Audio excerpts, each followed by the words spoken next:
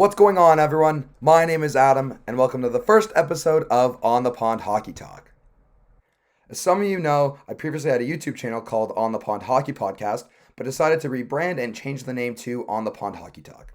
With that being said, I want to dive into my first video on the new channel, which is going to be discussing the Kasperi Kapanen trade. As many of you are aware, the Toronto Maple Leafs and Pittsburgh Penguins once again have made a trade. This time, it's the Maple Leafs sending back Kasperi Kapanen to the Pittsburgh Penguins, along with forward Pontus Aberg and defenseman prospect Jesper Lindgren, in exchange for, and this is important to understand, the Maple Leafs acquire from Pittsburgh the 15th overall pick in the draft in 2020, forward prospect Philip Hallander, forward Evan Rodriguez, and defenseman David Warsawski. Now, before we get into what the Leafs acquired, let's talk about this from Pittsburgh's view.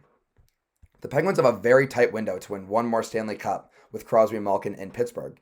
However, over the last few years, we've seen a clear commitment from Jimmy Rutherford and company to try and win a Stanley Cup. And we've seen Pittsburgh trade a bunch of first-round picks and a lot of prospects over the last few years in order to win. So the thought process is likely, well, we've already given up so many picks. May as well trade for another one, right? Especially if it's going to make the team better now, which is true to an extent. Kapanen does make the Penguins better.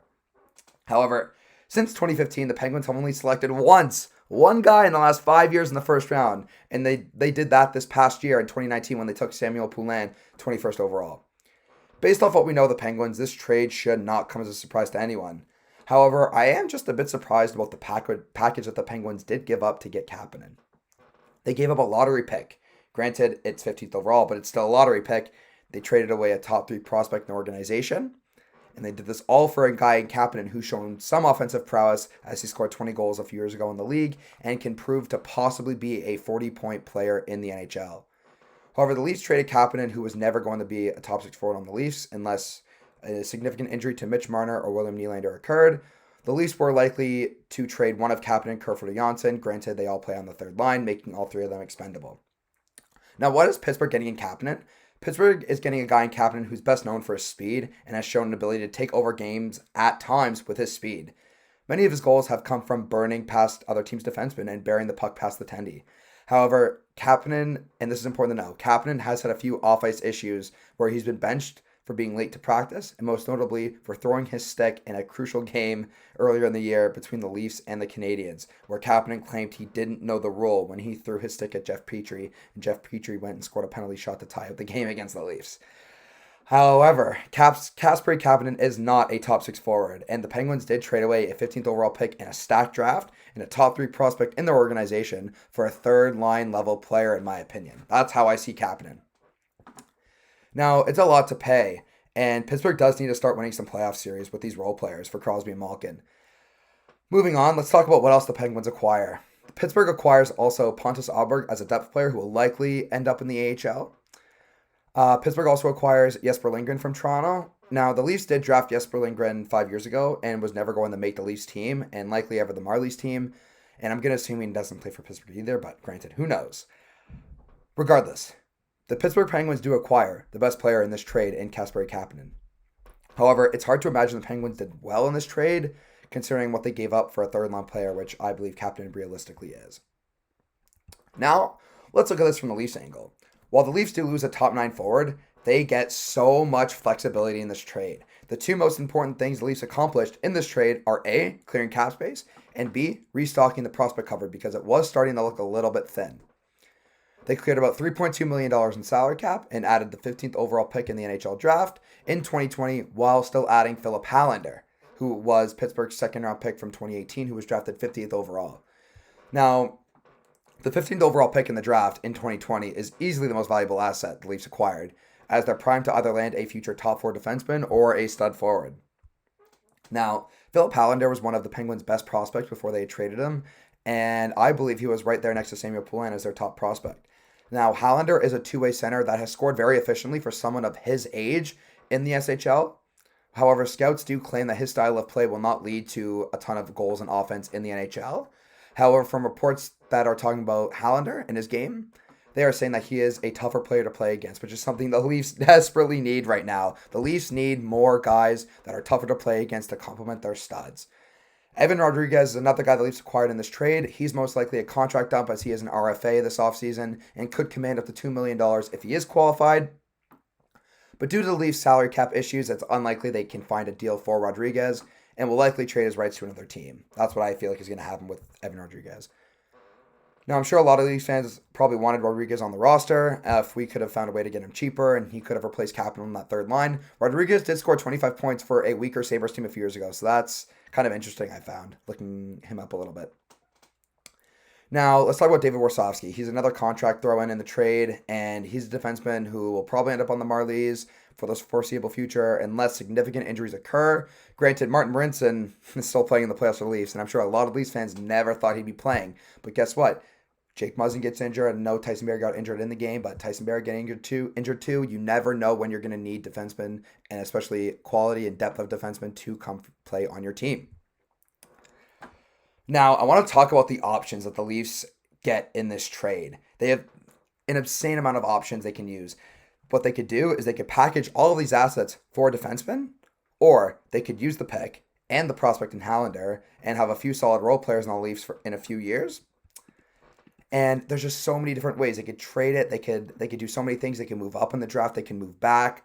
I really think there's a lot of things that they can do, and I wouldn't be surprised if they either kept the prospect and the pick, or if they shipped one or both of them in order to get better now in other areas.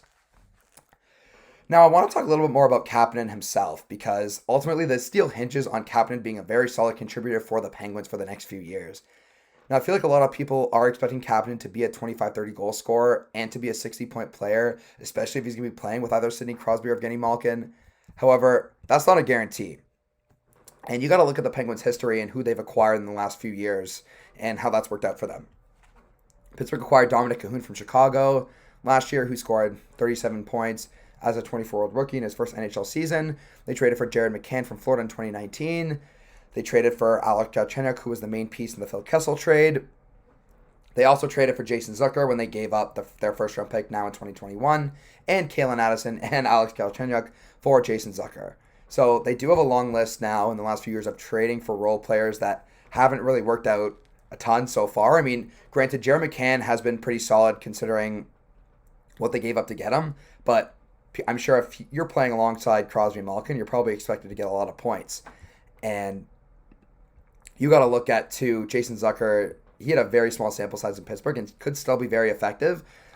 But for the other guys right now, it's really important to understand that just because you're Pittsburgh and you have Crosby and Malkin doesn't mean that anyone you plug in is going to be a 30, 40 goal scorer, a 60, 70-point player. It didn't happen with Cahoon. It didn't happen with Galchenyuk. It hasn't happened yet with McCann. Granted, who knows, because he has played pretty well for the Penguins otherwise. But there's no guarantee. And, I want to talk about this. I want to talk about what if Kapanen doesn't mold with Crosby and Gensel, because that's ultimately who they project him to be playing with. And if Crosby doesn't pan out well with those guys, and let's say he gets like 13 goals and 23 assists and 36 points, Pittsburgh will not be very happy, and Toronto fans will realize that this was an absolute steal of a trade, which I think it very well could be for the Leafs in the long term. However, it's too much to give up if you're Pittsburgh.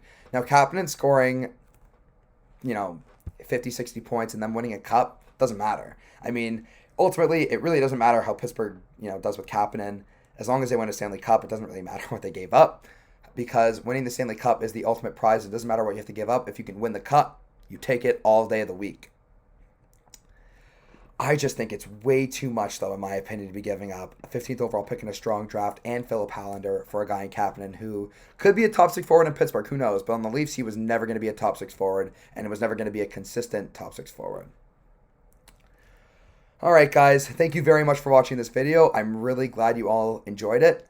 I do want to talk about something. I know this is a very awkward time to be sharing messages on social media. Granted, with all of the social injustice going on in the world. And I want to send my prayers to the Blake family.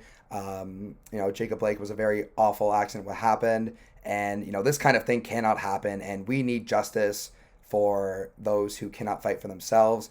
And I really hope that we get more equality in the world, and that sports can be one of the pioneers in helping create more equality within our world and society. Because ultimately, sports are a part of everyone's lives and mean so much to all of us. If we can use sport as a platform to ensure that we will be getting more equality, I'm all for it. So anyways, guys, I hope you all enjoyed this video. Please like this video if you enjoyed it. And if you really liked it, please subscribe and tell your friends about my channel. I will be providing a lot more content to you all soon. Let me know what kind of videos you guys want to watch. I am glad to create all types of content discussing hockey. I love talking about all of the NHL teams. I love talking about the draft, free agency, trades, contracts, anything involved with hockey. I'm the guy to talk to. I love talking about all this stuff. So anyways, everybody, take care and have a good night.